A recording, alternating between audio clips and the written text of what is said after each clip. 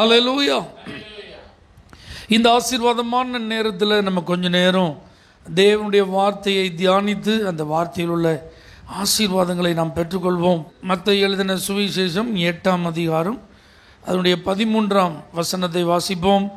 பின்பு இயேசு 100க்கு அதிபதியை நோக்கி, நீ போகலாம், நீ விசுவாசித்தபடியே உனக்கு ஆக கடவது என்றார். அந்த நாளிகையிலே அவன் வேலைக்காரன் சொஸ்தமானான். ஹல்லேலூயா. நீ விசுவாசித்தபடியே உனக்கு ஆக கடவது என்றார். 100க்கு அதிபதி இஸ்ரவேல் வம்சத்தை சேர்ந்தவன் அல்ல. யெகோவா தேவனை வழிபடுவது அவனுடைய வழக்கமும் அல்ல. ஆனால் அவன் இயேசுவை குறித்து கேள்விப்பட்டு தனக்கு மிகவும் உதவியாக இருந்த ஒரு வேலைக்காரன் கொடிய அவஸ்தைப்படுகிறான், மரணத்தை எதிர்நோக்கி இருக்கிறான். அவனுக்கு சுகம் கிடைக்க இயேசுவினிடத்தில் வந்து, என் வீட்டிற்கு வந்து என் வேலைக்காரன் என்ன செய்யணும், சுகமாக்க வேண்டும் என்கிற ஒரு விண்ணப்பத்தை வைத்தபோது இயேசுவும் நான் உன் வீட்டுக்கு வரேன்னு என்ன செஞ்சிட்டார், சொல்லிட்டார். ஐயா, என் வேலைக்காரன் சுகம் இல்லாமல் இருக்கிறான், அவனுக்கு சுகம் தேவை, அதனால தான் வந்தேன்னு சொன்ன உடனே இயேசு உன் வீட்டுக்கு நான் வரேன்ட்டார். ஆனால் அவன் சொல்கிறான், ஐயா நான் ஒருத்தனை வான்னா அவன் வருவான், ஒருத்தனை போன்னா, ஆனால் நீங்கள் என் வீட்டுக்கு வர்ற அளவுக்கு நான் யாரும் கிடையாது, பாத்திரவான் அல்ல. அதனால் ஒரே ஒரு வார்த்தை மட்டும் நினச்சிங்க, நீங்கள் சொல்லுங்கள், அப்போ என் வேலைக்காரன் என்ன செஞ்சிருவான், சுகமாயிருவான்.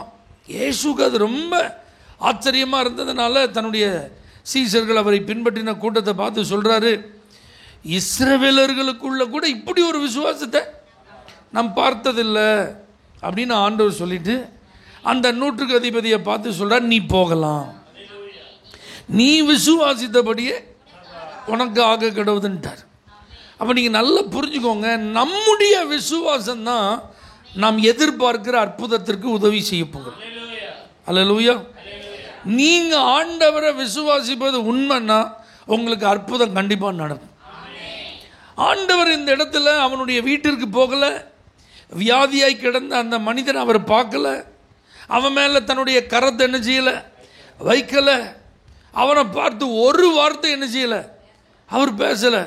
ஆனால் இந்த மனிதனுடைய விசுவாசம்தான் அங்கே மரணப்படுக்கையில் இருக்கிற மனுஷனுக்கு என்ன கொடுக்குது, சுகம் கொடுக்குது. அப்போ இயேசு சொல்கிறாரு, நீ விசுவாசித்தபடிப்பா, நான் ஒரு வார்த்தை சொன்னால் அவன் வேலைக்காரனுக்கு சுகம் கிடைச்சோன்னு நீ விசுவாசித்த பத்தியா, அந்த விசுவாசத்தின்படி தான் உனக்கு ஆக கடவுது அப்படின்ட்டார்.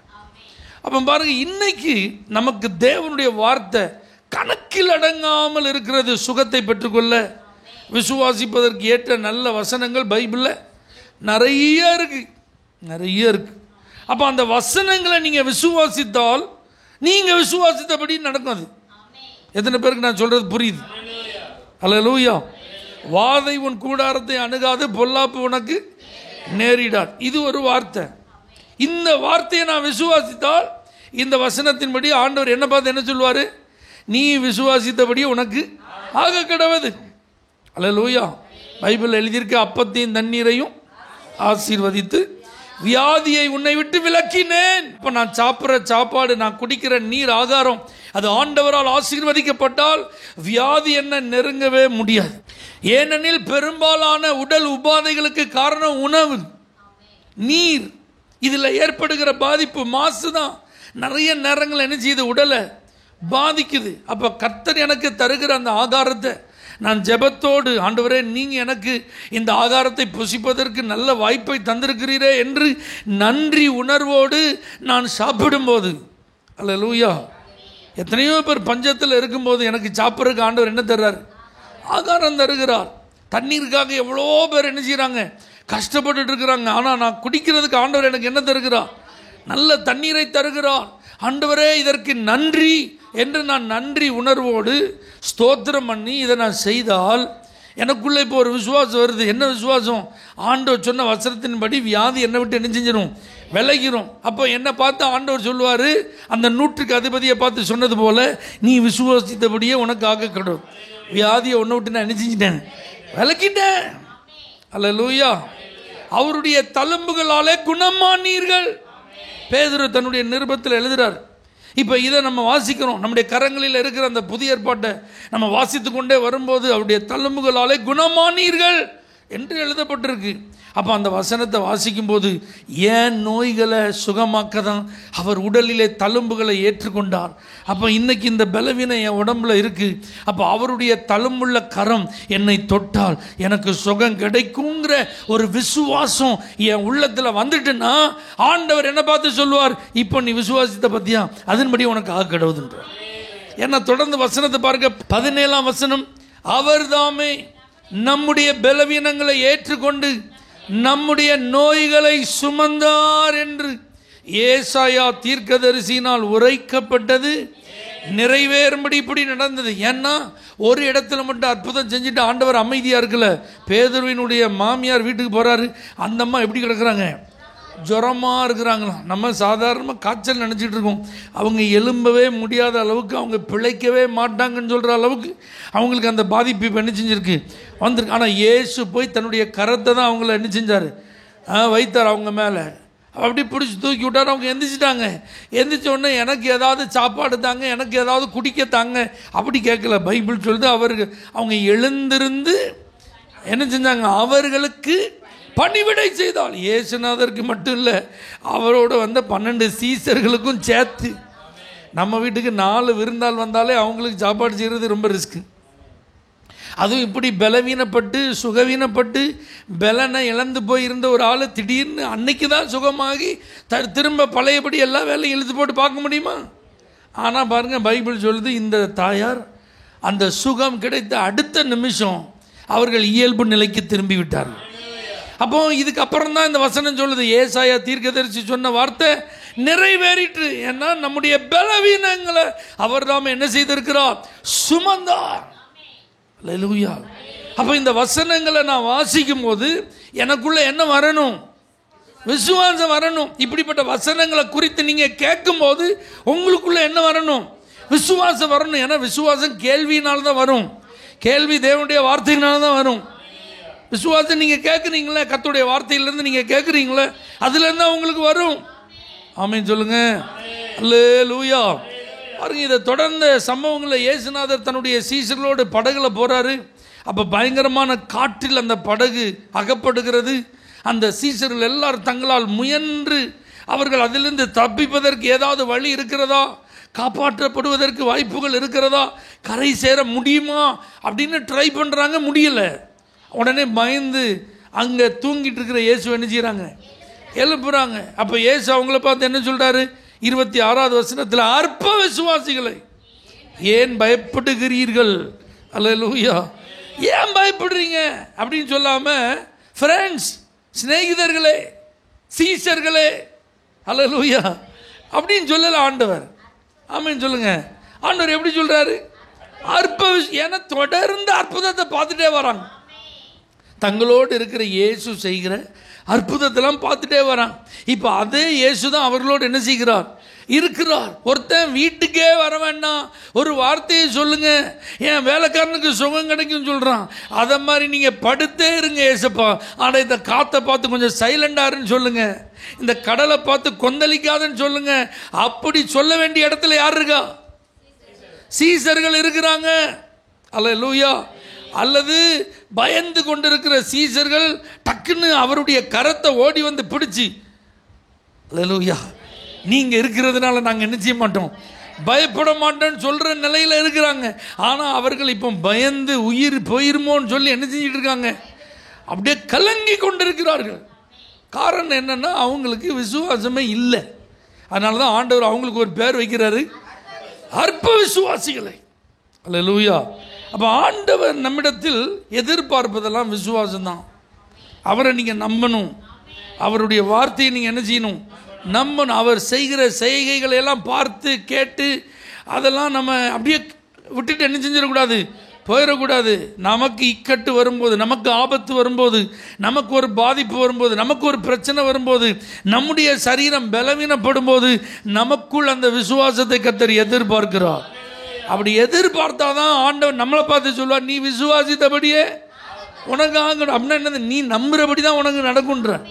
அப்போ நமக்கு சரீரத்தில் ஏதாவது ஒரு பலவீனம் வரும்போது இனிமேல் அவ்வளோதான், என் கை காலை இழுத்துட்டு எனக்கு யாராவது கை கொடுத்தா தான் நான் இனிமேல் வாழ முடியுமோ, எனக்கு யாராவது ஒரு உதவி செஞ்சால் தான் நான் இனிமேல் நடக்க முடியுமோ அப்படின்னே நீங்கள் நினச்சிட்டே இருந்தீங்கன்னா ஆண்டவர் சொல்லுவார், உன் விசுவாசத்தின்படியே உனக்கு ஆகடுன்றார். அல்லேலூயா.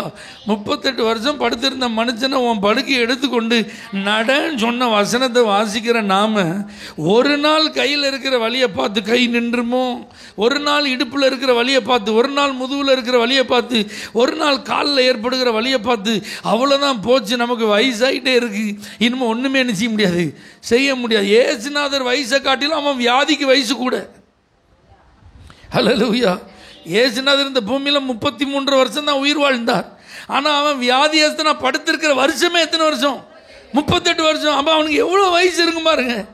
அல்லேலூயா. அவன் வியாதியோடே வாழ்ந்துட்டு இருக்கிறான். அந்த மனுஷனையே ஏசு ஒரு நொடியில் நடக்க வச்சுட்டாரு. அல்லேலூயா.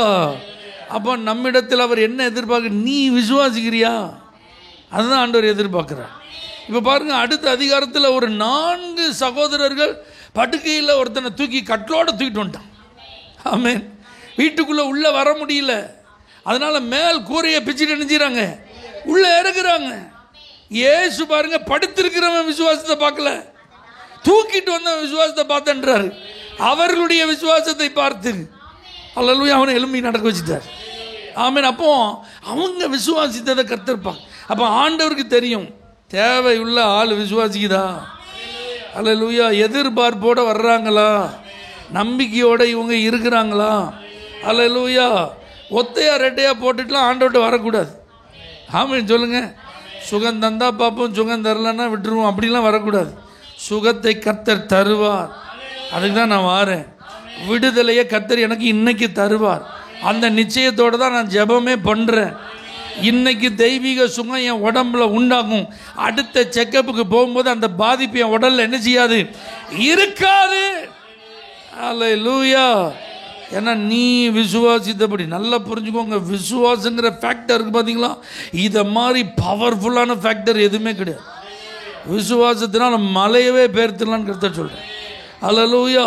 காற்றை பார்த்து பேசுகிறாரு, கடலை பார்த்து பேசுகிறாரு, பிசாசை பார்த்து பேசுகிறாரு. அல்லேலூயா.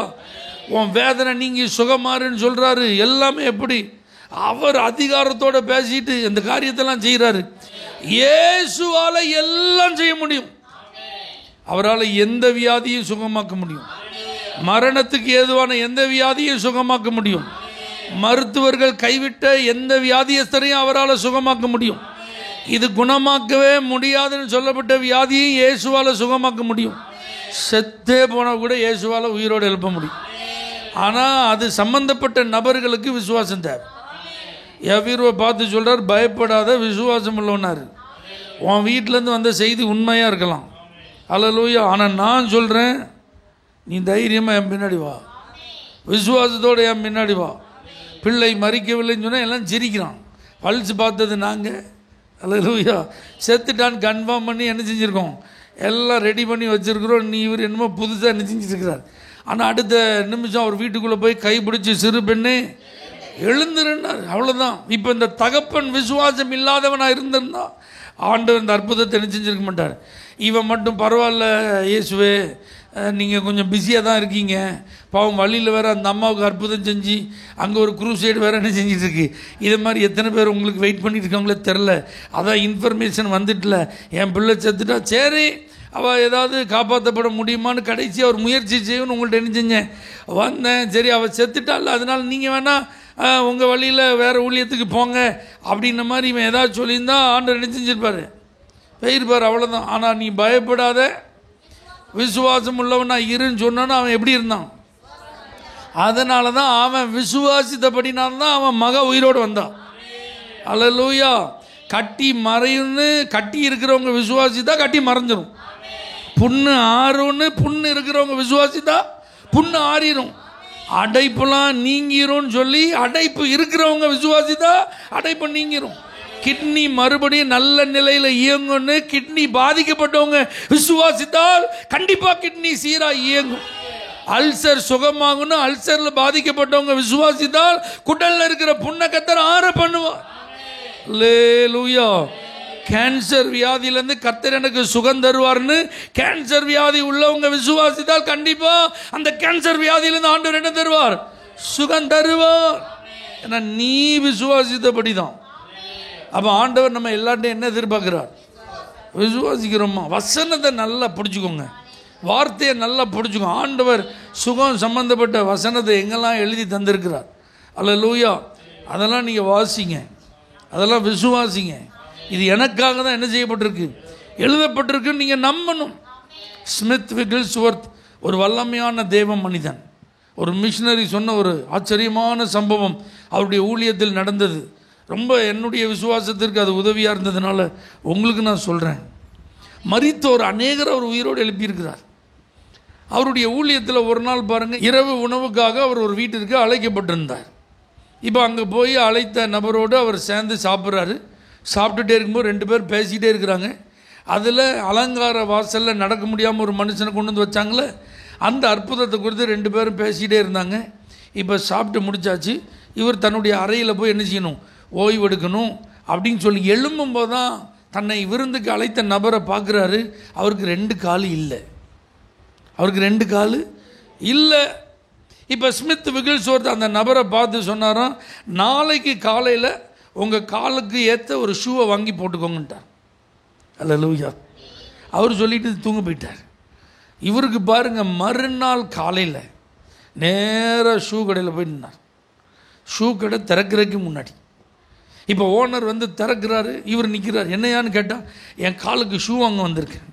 அவர் நிலைமையை புரிஞ்சு சொன்னாரா, இந்த மாதிரி ஆர்டிஃபிஷியலாக கால் நாங்கள் என்ன செய்கிறதில்ல, அதுக்கு ஏற்ற ஷூஸ் எங்கள்கிட்ட என்ன செய்யாது இல்லை அப்படின்னு சொன்னார். இல்லை, என் காலுக்கு வழக்கமாக காலுக்கு போகிற ஷூ தான் எனக்கு என்ன செய்யணும் வேணும், அதை தான் நீங்கள் தாங்க.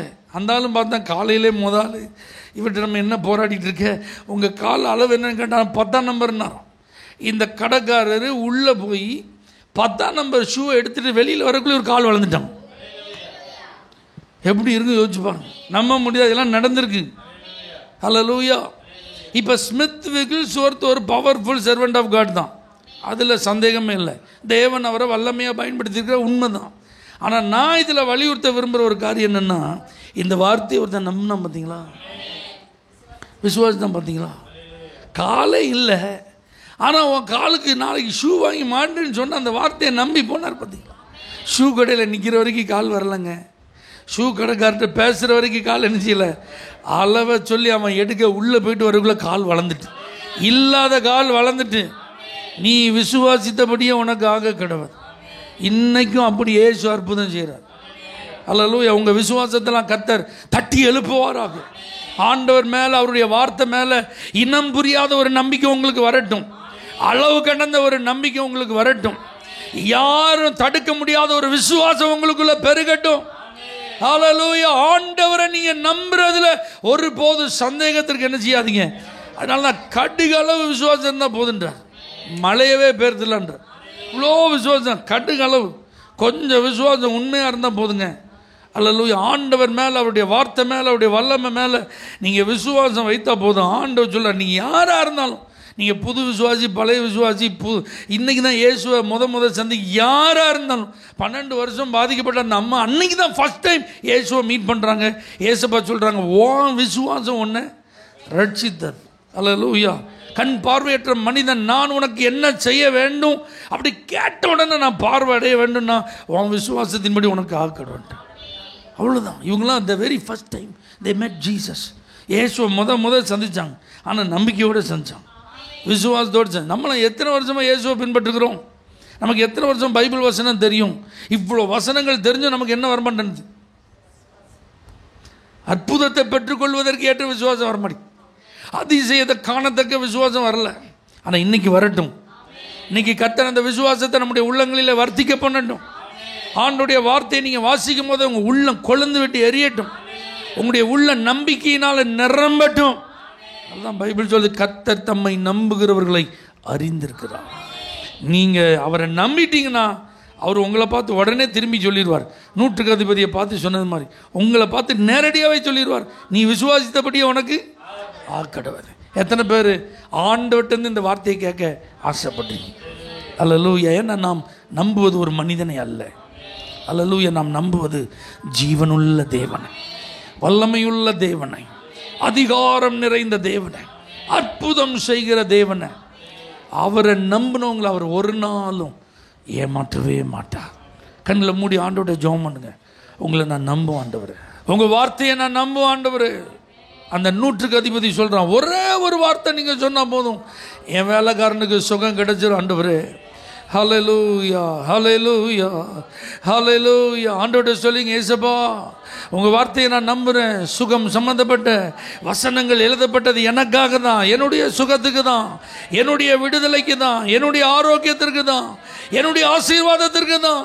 அதை நான் முழுவதுமாக நம்புகிறேன் ஆண்டவரே, முழு நிச்சயமாக நான் நம்புகிறேன். ஆபிரகாம் நம்பும் போது அவனை குறித்து எழுதப்பட்டிருக்க, அவன் முழு நிச்சயமாய் நம்பினான். அதை போல உங்க வார்த்தையெல்லாம் நான் முழு நிச்சயமா நம்புறேன் ஆண்டவரே. அல்லேலூயா. நம்புவே இயேசுவை, நம்புவே இயேசுவை, நம்புவே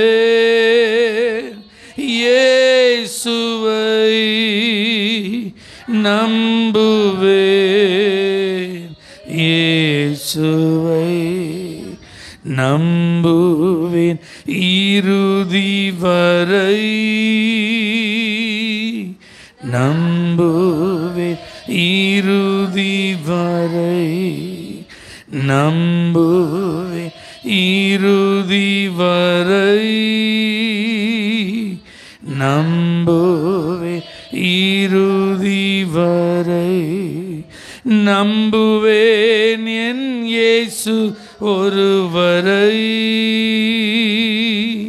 நான் நம்புவேன் என் இயேசு ஒருவரை, நம்புவேன் என் இயேசு ஒருவரை,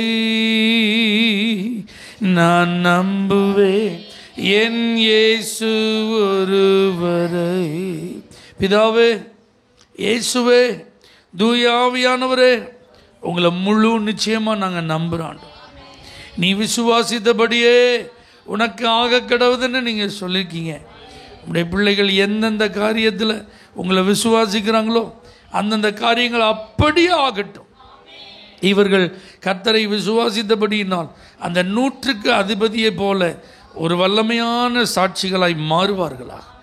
இயேசுவின் நாமத்தில் பிதாவே, ஆமென். For prayer contact, Pastor J. J. Kumar, El Shaddai Ministries, 9500252586, Surandai.